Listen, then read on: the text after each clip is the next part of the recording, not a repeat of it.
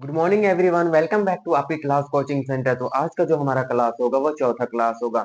हम कौन सा चैप्टर पढ़ रहे हैं? तो हम चैप्टर संख्या 2 पढ़ रहे हैं, जो जिसमें दिया गया है जनसंख्या वृद्धि एवं वितरण। ये बहुत ही मोस्ट इंपोर्टेंट चैप्टर है, जो कि वर्ल्ड ज्योग्राफी से आपका बुक से है संबंधित है। ठीक है, तो आज का जो हमारा क्लास होगा वह चौथा क्लास होगा। चौथा क्लास के अंतर्गत देखेंगे हम जनसंख्या वृद्धि की प्राकृतिक वृद्धि, और एक है जनसंख्या की वास्तविक वृद्धि, जनसंख्या कि धनात्मक और ऋणात्मक ये सारे वृद्धि के बारे में हम अच्छा समझेंगे कि ये सारे क्या होते हैं, जिसमें से आपके लिए सबसे इंपॉर्टेंट और वीवीआई हमने क्वेश्चन में टिक भी कर दिया है कि जनसंख्या परिवर्तन के घटक। ये आपके वीवीआई क्वेश्चन है जो कि 3 नंबर में दिए जाते हैं। आपके कितने नंबर के एग्जाम होते हैं टोटल इंटर के एग्जाम में, 12th क्लास में?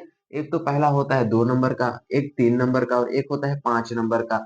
ये 3 नंबर के क्वेश्चन में ये सर्टिफाइड करते हैं कौन? जनसंख्या परिवर्तन के घटक। तो ये 3 नंबर में ये सारे क्वेश्चन दिए जाते हैं। तो ये 3 नंबर का है क्वेश्चन, आप इसको रिमार्क कर दीजिएगा। ठीक है, रिमार्क मतलब आपके कॉपी में भी ऐसे ही वीवीआई डाल दीजिएगा, ताकि आप जब नोट खोल के देखें तो आपको पता चलेगा कि हाँ ये क्वेश्चन इंपॉर्टेंट है। तो सबसे पहले हम देखते हैं कि जनसंख्या की प्राकृतिक वृद्धि क्या होती है। तो इसके बारे में हम जानते हैं कि दो समय अंतरालों के मध्य जन्म दर और मृत्यु दर। समझिए मेरा बात अच्छे और गौर से सुनिए कि दो समय अंतरालों के मध्य जन्म दर और मृत्यु दर, इन दोनों के बीच के ही अंतर को हम क्या कहते हैं? जनसंख्या के प्राकृतिक वृद्धि कहा जाता है। मान के चलिए आपको नहीं पता है कि दो समय अंतराल के मध्य, एक तो हम कह सकते हैं जन्म दर और मृत्यु दर, इन दोनों के बीच के अंतर को ही, इन दोनों के बीच के अंतर को ही हम क्या कहते हैं? इन दोनों के बीच के अंतर में यदि जनसंख्या में वृद्धि होती है, बढ़ती है, तो हम उसे कहते हैं जनसंख्या वृद्धि के प्राकृतिक वृद्धि कहते हैं। ठीक है, तो जनसंख्या की प्राकृतिक वृद्धि कहते हैं यदि जनसंख्या बढ़ती है। बढ़ने लिख दे रहे हैं, यदि जनसंख्या बढ़ती है। वास्तविकता में आपके लिए तो यहाँ पे सारा कुछ लिख दिए हैं, लेकिन हम क्या कर सकते हैं इसमें कि दो समय अंतराल हो जिसमें जन्म दर और मृत्यु दर, इन दोनों के अंतर में यदि जनसंख्या में इंक्रीज होती है, जनसंख्या बढ़ती है, सुनिए, तो जनसंख्या यदि बढ़ती है तो हम उसे जनसंख्या की प्राकृतिक वृद्धि कहते हैं। क्या आपको इतने समझ में आ गए? ये सारे 2 नंबर के क्वेश्चन है जो कि दिए भी जा सकते हैं, नहीं भी दिए जा सकते उतने वीवीआई में, लेकिन आप इसे वीवीआई में ही रखिएगा ताकि आपको याद रहे। आपके लिए कुछ भी समझने की दिक्कत नहीं होगी। समझ आ गया जनसंख्या की प्राकृतिक वृद्धि। अगला टॉपिक हम देखते हैं जनसंख्या की वास्तविक वृद्धि। तो जनसंख्या की वास्तविक वृद्धि क्या होती है? जन्म दर माइनस मृत्यु दर प्लस प्रवास दर उत्प्रवास, इन दोनों को अगर जोड़ घटा के जो संख्या आता है उसी को हम क्या कहते हैं? जनसंख्या की वास्तविक वृद्धि। समझ नहीं आया है आपको? हमको समझ आ गया, आपको समझ नहीं आया। तो हम इसे समझने के लिए हम कैसे कर सकते हैं? यदि हम इसे समझना चाहे तो किस तरह से समझ जा सकता है? तो इसका फॉर्मूला देखिए क्या है यहाँ पे फॉर्मूला। यहाँ पे फॉर्मूला को आप गौर करें या तो यहाँ तशरीफ फरमाए तो यहाँ पे आपको मिलेंगे। आप पाएंगे कि ये फॉर्मूला देख रहे हैं, जन्म माइनस मृत्यु प्लस अप्रवास प्लस उत्प्रवास। तो अप्रवास मतलब यदि कि हम यहाँ से कहीं पे जा रहे हैं, मान के चलिए हम यहाँ है, यहाँ से हम उत्प्रवास करेंगे और यहाँ पे पहुंच गए, यहाँ पहुंचे अप्रवास, वहां से निकले और यहाँ पहुंचे, तो यहाँ के लिए अप्रवास और वहां के लिए उत्प्रवास। ठीक है, तो इसी को हम कहते हैं। मान के चलिए हम अभी गुमला है, गुमला से हम रांची चले गए, तो गुमला से तो हम निकले तो उत्प्रवास, रांची पहुंचे अप्रवास, जहां हम पहुंचते हैं वह अप्रवास कहलाती है। वही यहाँ पे दिया गया है कि अप्रवास और उत्प्रवास ये दोनों। तो हम क्या करते हैं, सबसे पहले इसको फॉर्मूला टाइप से निकाला जाता है।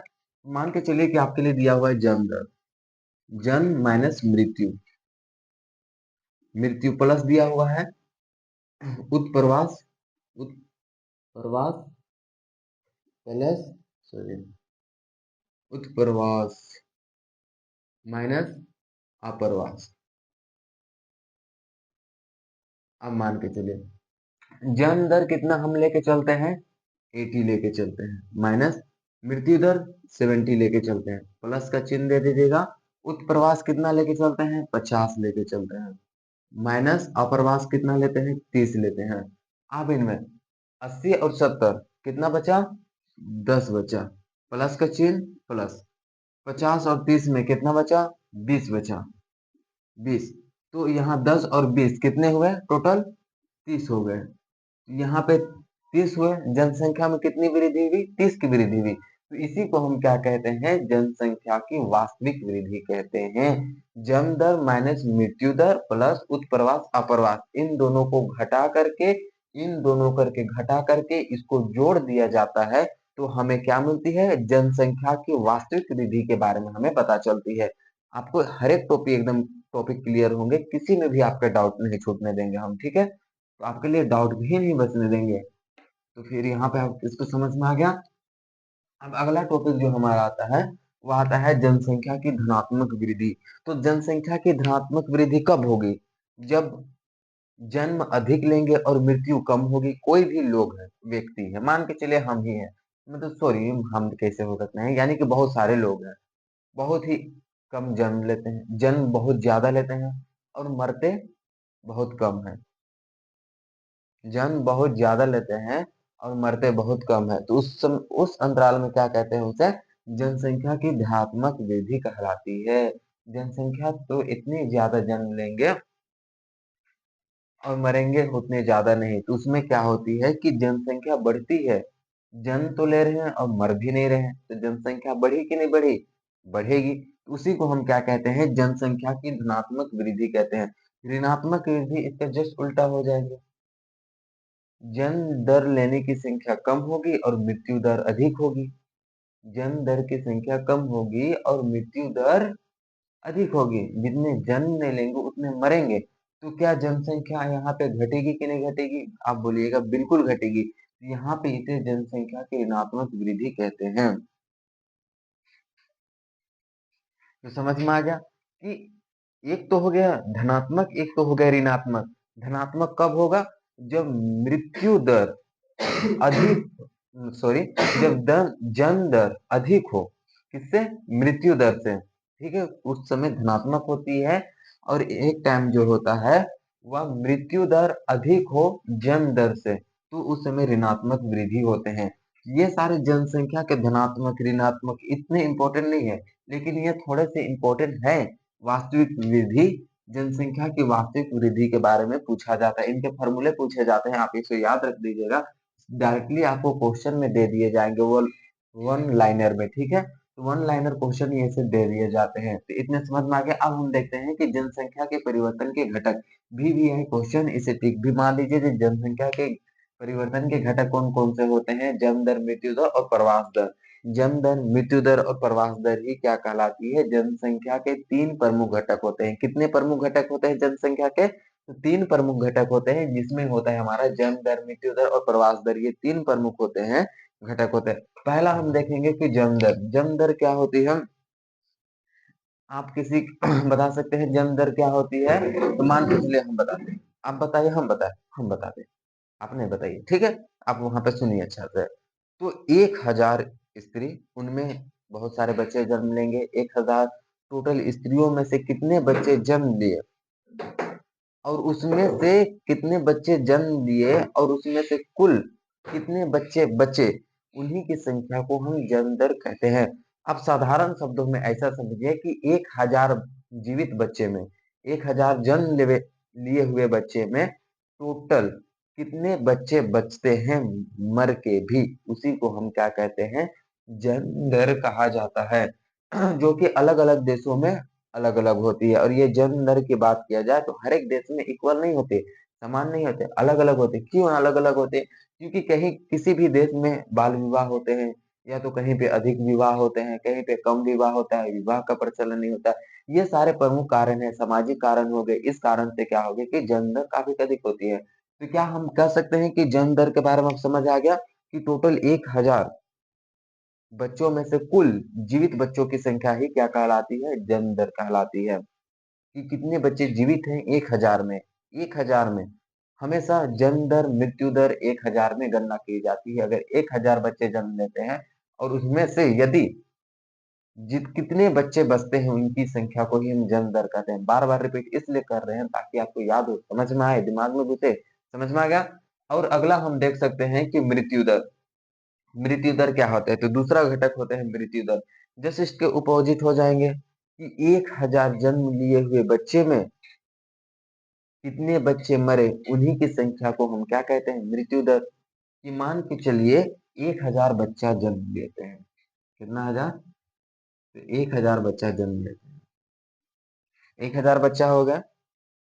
1000 बच्चे में मान के चलिए 500 बच्चा जीवित हो गया और 500 बच्चा मर गए। चलिए, ये 500 मरे हुए बच्चा को ही हम क्या कहेंगे, मृत्यु दर। तो जो कि 1000 के गणना में की जाती है। और जन्म दर क्या हो जाएगा, तो जन्म दर 1000 में टोटल जीवित बच्चों की संख्या है, ये जन्म दर हो जाएगा।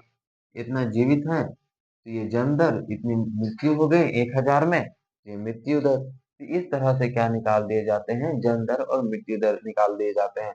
और इसका मुख्य कारण क्या है, क्यों ऐसा होता है, क्यों ऐसे होते हैं कि अलग अलग देशों में जन्म दर और मृत्यु दर अलग अलग होते हैं। इसका पहला कारण है सामाजिक कारण। तो सामाजिक कारण भी आज गांव में बहुत सारे देखने को मिलते हैं। या तो किसी के बेटे ने बच्चे नहीं होते तो उनको असभ्य कहा जाता है, ठीक है। और एक तो होते हैं बाल विवाह, की एक तरह से बाल विवाह करा दी जाती है। अब बाल विवाह में लड़कियों का शरीर बनता है नहीं, जबकि उनका बायोलॉजिकल रीजन देखें तो उनके जो शरीर होते हैं वो परिपक्व नहीं होता है, जिन कारण से बच्चे के साथ साथ उनकी माता की मृत्यु की भी शंकाएं रहती है, या तो संभावनाएं रहती है, कह सकते हैं। दूसरा हो सकता है कि सामाजिक पते, और एक होता है अधिकतम और कम विवाह। कहीं पे अधिक विवाह होंगे तो अधिक बच्चे जन्म लेंगे, कहीं पे कम विवाह होंगे तो कम बच्चे जन्म लेंगे। यह प्रमुख कारण है जन्म दर और मृत्यु दर। और प्रवास दर, प्रवास क्या कहलाते हैं, मान के चले कि हम यहाँ पे से निकल के वहां चल गए, तो हम यहाँ से निकले तो हम प्रवास किए, समझ आ गया। दूसरे स्थान के लिए हम चल गए तो वो हमारे क्या हो गए, प्रवास हो गया। मान के चलिए हम यहाँ पे खड़े थे और अचानक हम यहाँ पहुंच गए, तो हम वहां से यहाँ पहुंचे तो हम प्रवास कर गए। मान के चलिए कि आप अपने घर में बैठे हुए हैं, अभी अपने घर से पढ़ रहे हैं, आप अपने स्कूल चल जाएंगे, तो घर से निकले तो वहां से तो उत्प्रवास हुआ, उद्गम स्थान हुआ। और वहां स्कूल पहुंच गए, वो गंतव्य स्थान, जिस जहां पहुंचते हैं वो गंतव्य स्थान हो जाता है। वहां आप पहुंच गए तो वो वहां तो अप्रवास हुआ, लेकिन आप निकल गए वो प्रवास कर गए। तो बहुत सारे प्रवासी होते हैं, जैसे कि 9 जनवरी को अप्रवासी दिवस क्यों मनाया जाता है हमारे देश में, आप कमेंट में बता सकते हैं। आप बताइए, मैं बताऊं, मैं ही बताता हूँ, ठीक है। अप्रवासी दिवस क्यों मनाया जाता है 9 जनवरी को, क्योंकि महात्मा गांधी दक्षिण अफ्रीका से भारत आए थे 9 जनवरी 1915 ईस्वी में। महात्मा गांधी दक्षिण अफ्रीका से भारत आए थे, अफ्रीका से निकले, वहां तो प्रवास किए, लेकिन भारत में पहुंचे अप्रवासी हो गए, ठीक है।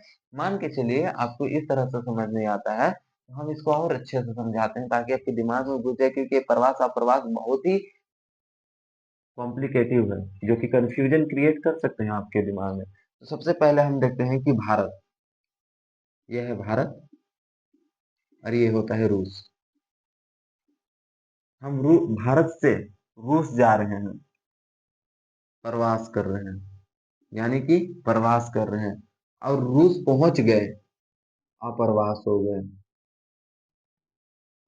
जहां से निकलेंगे वो प्रवास कहलाएगा, जिस स्थान से हम निकलेंगे प्रवास कहलाएगा, और जिस स्थान पर हम पहुंचेंगे वो अप्रवास कहलाएगा, ठीक है। तो रूस के लिए हम पहुंचे, रूस गए, तो रूस के लिए जितने भी व्यक्ति थे उसके लिए हम अप्रवासी हुए, लेकिन भारत के लिए हम प्रवासी हो गए, ठीक है।